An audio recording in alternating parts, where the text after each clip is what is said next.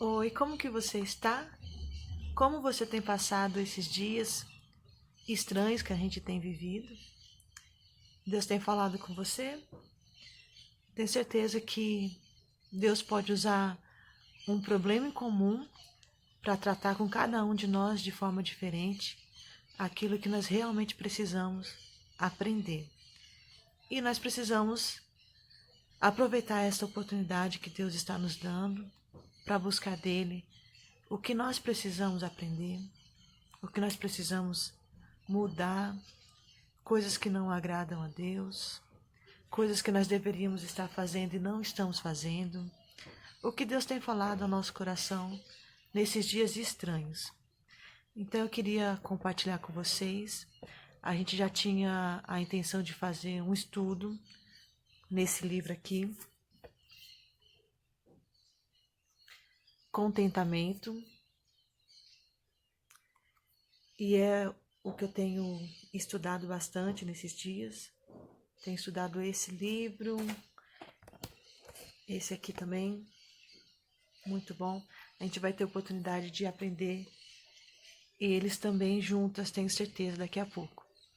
Então, eu queria dar só um panorama sobre esse livro, Contentamento. E aí, quando a gente tiver a oportunidade, a gente vai fazer um estudo mais detalhado. Então, em primeiro lugar, eu queria que a gente pensasse sobre o que é o contentamento. O contentamento não é um estado de espírito, não é um sentimento. A gente pensa que é algo que acontece conosco, de dentro para fora, e ao invés de ser algo que a gente precisa se esforçar para aprender. Então, cada um de nós pode aprender sobre o contentamento. Cada uma de nós pode aprender a se contentar. Aliás, o contentamento é algo essencial na vida cristã e não se trata de uma opção. A gente tem que aprender a estar contente. E aí, para começar, eu queria que vocês pudessem abrir aí o livro de Filipenses, capítulo 4, versículo 13, de 11 a 13. Vou ler para vocês. Digo isto não por causa da pobreza, porque aprendi a viver contente em toda e qualquer situação. Tanto sei estar humilhado como também ser honrado. De tudo e em todas as circunstâncias já tenho experiência, tanto de fartura como de fome, assim de abundância como de escassez. Tudo posso naquele que me fortalece. Então, Paulo que está dizendo isso, e nós sabemos que Deus deu a Paulo muitas oportunidades para ele aprender sobre o contentamento. Ele viveu diversas situações, as mais variadas, e ele aprendeu a estar contente tanto na boa situação quanto na má situação. Então, o contentamento é uma profunda satisfação na vontade de Deus. E nós entendemos que Deus usa cada circunstância com um propósito. Deus sempre está agindo em nosso favor e nunca contra nós. A gente precisa lembrar disso. Tudo que Deus faz é em nosso favor. Deus nos ama, Deus nos escolheu. Ele não vai fazer nada contra nós.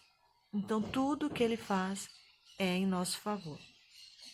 Cristo, Ele demonstrou esse contentamento, porque Ele vivia ali nos últimos dias uma situação muito difícil, uma situação que não dá para você ficar contente, você imagina, né?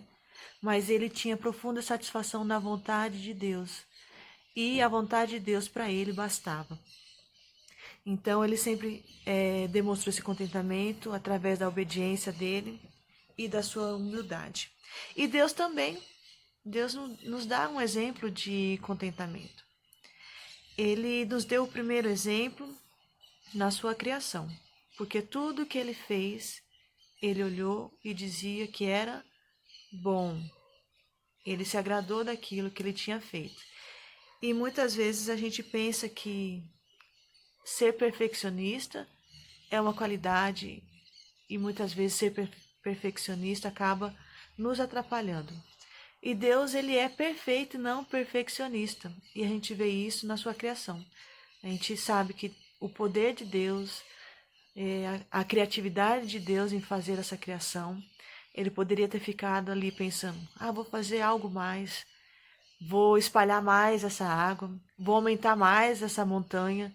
E não, Deus ficou contente com a sua criação, ele se contentou, ele encerrou a criação. Ele não precisava fazer mais nada, ele se deu por satisfeito.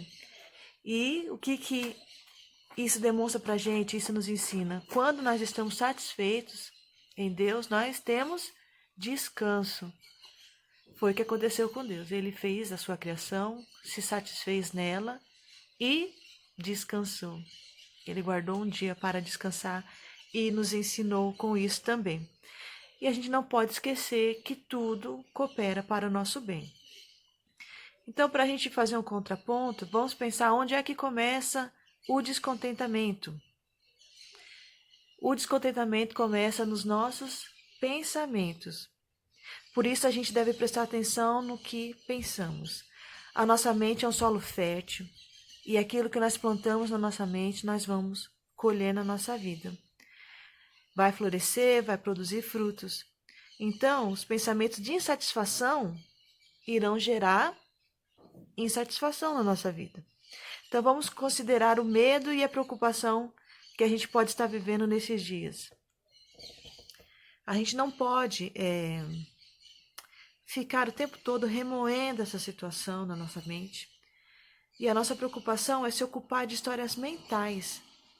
Então a gente começa a pensar em algo, né? Vamos pensar naquilo que nós temos vivido. E se essa quarentena demorar muito? E se faltar comida? Se eu não conseguir mais ir no mercado? E o meu salário, como que vai ficar? A gente vai criando histórias na nossa cabeça que ainda não existem.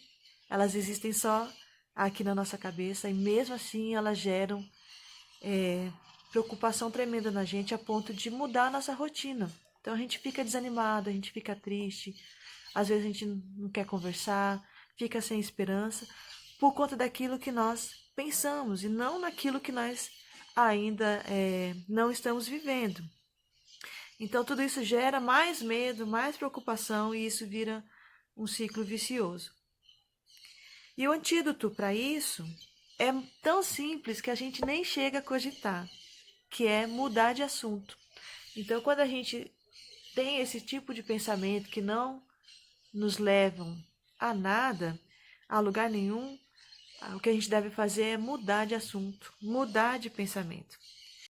Então, a gente precisa ouvir menos dos nossos pensamentos e falar mais aos nossos pensamentos. Então, muitas de nossas insatisfações, elas desaparecem, parece que com um simples toque de mágica. Sabe como? Se você parar de pensar nelas. Então, às vezes, nós sofremos uma mágoa e nós ficamos ali o tempo todo remoendo sobre aquilo, mas essa mágoa vai acabar se a gente parar de pensar nisso, porque isso foi alguma coisa que aconteceu no passado, não existe mais. Então, parando de pensar nessa mágoa, acabou o problema. O problema está resolvido. E a gente muitas vezes não pensa dessa forma tão prática.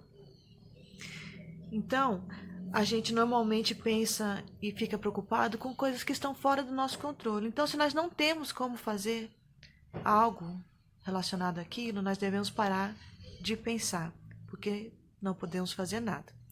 E o cristianismo é uma religião muito prática. Então, ela nos ensina o que crer e também nos ensina o que fazer. E eu queria falar duas coisas que vocês podem fazer para aprender a terem contentamento. A primeira coisa é o exercício da gratidão. Ela deve ser cultivada, estimulada. A gente deve fazer disso algo rotineiro na nossa vida, um hábito diário. A gente pode falar de gratidão aos nossos amigos, aquilo que Deus tem feito na nossa vida. Nós não temos o hábito, de ligar para as pessoas para contar o que Deus tem feito na nossa vida. Mas a gente precisa criar esse hábito, conversar com a família, conversar com o esposo, com os filhos, sobre o que Deus tem feito na nossa vida. Eu lembro sempre daquele versículo lá em 1 Timóteo 6,8, que diz: tendo o que comer e o que se vestir, estejamos contentes. E a gente acha isso tudo muito pouco, Mas na verdade é aquilo que a gente mais necessita, o nosso alimento, o que nos vestir, nós temos onde morar, nós temos filhos, nós temos saúde, ou temos como nos tratar. Então a gente precisa adquirir gratidão, nos esforçar para aprender a ser gratos também. E se a gente tiver o que comer e nos vestir, que nós estejamos satisfeitos com isso. Então essa é a primeira coisa que a gente precisa aprender para adquirir contentamento. E a segunda coisa é subtração. Vocês já pensaram nisso? Eu não tinha pensado nisso. Então, ao invés de ir adicionando coisas que a gente acha que precisa, coisas que a gente acha que quando a gente tiver, a gente vai se sentir melhor, se sentir mais seguro. Ao invés de ir adicionando na nossa lista aquilo que a gente quer, a gente deve aprender a subtrair. Então, o que é que eu posso tirar da minha vida que não tem necessidade? O que é que eu posso tirar da minha lista de coisas que eu quero adquirir? Será que realmente a gente precisa de tudo aquilo que a gente quer? Por que a gente está buscando certas coisas, né? Então a gente precisa subtrair nossos desejos, de modo que haja um equilíbrio entre aquilo que nós desejamos e aquilo que nós podemos ter. Vocês já pararam para pensar que muitas vezes a gente quer coisas além do nosso orçamento, além das nossas possibilidades, e a gente precisa ser um pouco mais prático. Então a gente precisa subtrair de modo que exista um equilíbrio entre aquilo que nós queremos e aquilo que nós podemos ter. Porque enquanto a gente não cria esse equilíbrio, a gente vai ter sempre aquela sensação de que está faltando algo. E a gente precisa parar para pensar naquilo que nós estamos buscando. Realmente nós precisamos disso? Então, o contentamento não é um estado de espírito, como eu falei, é uma decisão. E assim como o amor é uma decisão, a alegria é uma decisão, Paulo nos exorta a estarmos alegres, quer dizer, a gente não depende de motivos, a gente precisa estar alegres. Então, é uma decisão nossa. O contentamento é a mesma coisa. E o discurso que nós vemos no mundo é totalmente ao contrário, né? Totalmente ao contrário. A gente precisa se decidir, tomar uma decisão de estar contente em Deus. Então, vamos parar de reclamar. E no lugar de reclamar, vamos agradecer a Deus por tudo que Ele tem feito nas nossas vidas. E a gente sabe que Ele tem feito muitas coisas. E a gente precisa conversar mais com Deus sobre coisas na nossa vida. Pedir que Ele nos mostre aquilo que nós podemos viver sem.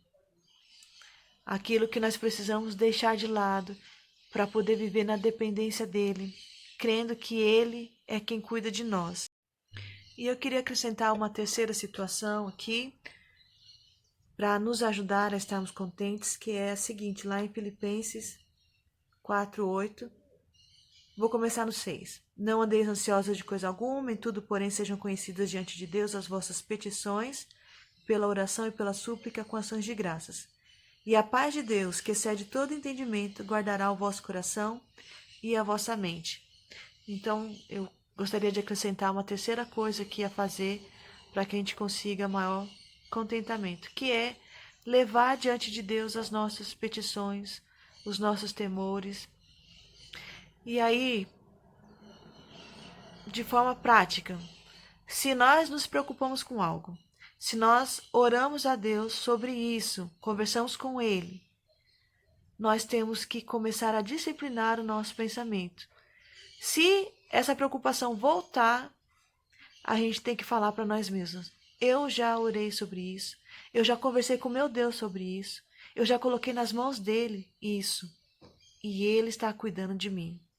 E a paz que excede todo entendimento vai fazer diferença na minha vida, ela vai surgir na minha vida. Então a terceira coisa seria colocar diante de Deus a sua preocupação. E depois de ter conversado com o seu Deus, fique tranquila.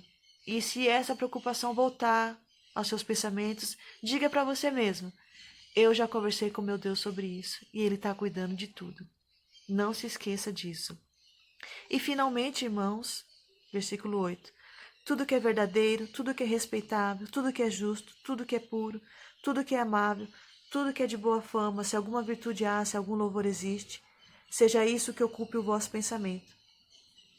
Então, para encerrar, quando as preocupações vierem, quando os temores vierem, são coisas que você não pode resolver, estão fora do seu controle.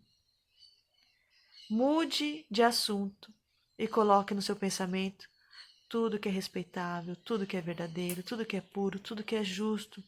Faça esse exercício e você vai ver como Deus vai te abençoar e você vai poder estar contente nele. Então decida-se, mude a sua atitude, se esforce, né? Não é algo que acontece da noite para o dia. Se esforce para que você consiga estar contente no Senhor. Lance sobre Ele a sua ansiedade, os seus temores. Creia que Ele ouviu a sua oração e mude de assunto. Então comece, ao invés de ficar muito tempo buscando notícias, muito tempo na internet, muito tempo vendo a TV, número de mortes crescendo.